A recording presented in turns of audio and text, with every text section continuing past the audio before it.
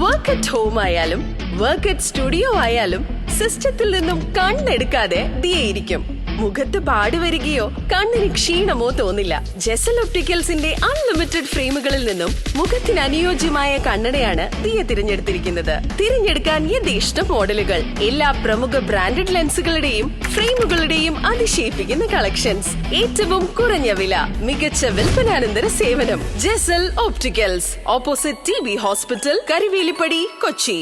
പാകിസ്ഥാനെതിരായ ആഗോള അഭിപ്രായം രൂപീകരിക്കുന്നതിന്റെ ഭാഗമായി നടത്തിയ യാത്ര ഗുണകരമെന്ന് മുൻ കേന്ദ്രമന്ത്രി വി മുരളീധരൻ.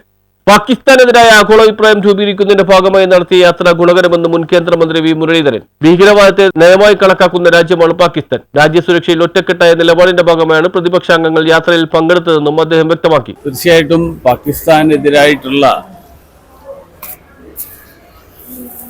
ആഗോളതലത്തിലുള്ള നിലപാട്, ആ നിലപാട് ശക്തമാക്കാൻ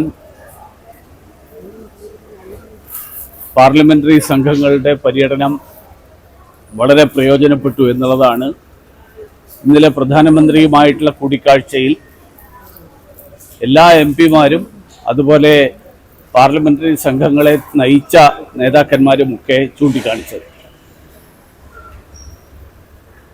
ഭീകരവാദത്തെ ഒരു രാജ്യത്തിൻ്റെ നയമായി കണക്കാക്കിയിട്ടുള്ള ഒരേ ഒരു രാജ്യമായിരിക്കും ഒരുപക്ഷെ പാകിസ്ഥാൻ.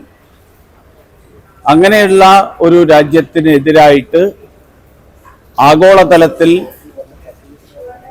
ഒരു സമവായവും അഭിപ്രായവും സ്വരൂപിക്കാൻ ഇന്ത്യ നടത്തിക്കൊണ്ടിരിക്കുന്ന ശ്രമങ്ങൾ, ആ ശ്രമങ്ങൾക്ക് ഈ സംഘങ്ങളുടെ പര്യടനം സഹായകരമായി എന്നുള്ള വിലയിരുത്തലാണ് ഇന്നലെ പ്രധാനമന്ത്രിയും ഞങ്ങളോടൊക്കെ പങ്കുവച്ചത്.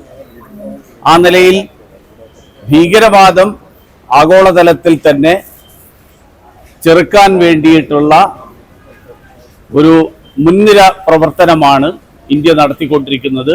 ഭീകരാക്രമണം എന്ന പേരിൽ പാകിസ്ഥാൻ നടത്തിവരുന്ന അപ്രഖ്യാപിത യുദ്ധങ്ങൾ ലോകജനതയെ ധരിപ്പിക്കാൻ സർവകക്ഷി സംഘത്തിന്റെ യാത്രയ്ക്ക് സാധിച്ചു. ഭീകരവാദികൾക്ക് പണം നൽകുന്ന രാഷ്ട്രം എന്ന നിലയിൽ പാകിസ്ഥാന് ഉപരോധം ഏർപ്പെടുത്തണമെന്ന ഐക്യരാഷ്ട്രസഭയ്ക്ക് മുന്നിലുള്ള ആവശ്യത്തിനും യാത്ര ശക്തി പകരുമെന്നും വി മുരളീധരൻ പറഞ്ഞു. News bureau, Kochi.